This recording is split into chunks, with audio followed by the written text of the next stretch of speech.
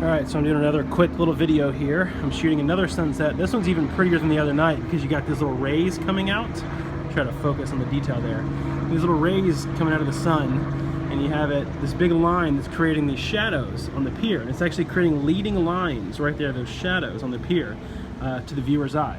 As far as what's going on here, hooked up to my cable release, I have manually focused on the pier. So let me show you, because that's about a third of the way into the scene. So I zoomed in, and I manually focused right there.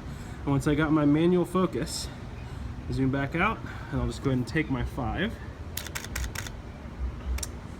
And I'm gonna make this a little lesson, just a short one, while I'm up here. So I had a viewer ask not too long ago if I can make a video on why I always shoot live view and why I focus through live view most of the time. So I always focus on an aperture that is around like whatever the biggest aperture is on my lens. So for example, I'm shooting the perfect focal length on this one, just happens to be a 50mm prime.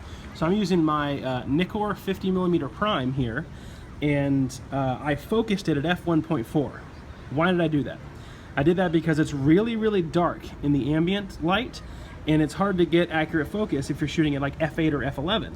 So I crank my aperture down to f1.4 so I can get a razor sharp focus there. And I do it in live view so I can just check critical focus so that I can do this. I can zoom in and see for myself that everything is super, super razor sharp.